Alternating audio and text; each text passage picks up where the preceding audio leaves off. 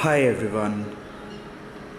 I recorded this particular vlog a couple of days back when you must have come across the news of Delhi getting flooded, and a lot of people, just for fun maybe, they put on the posts on social media which says mark safe during Delhi floods.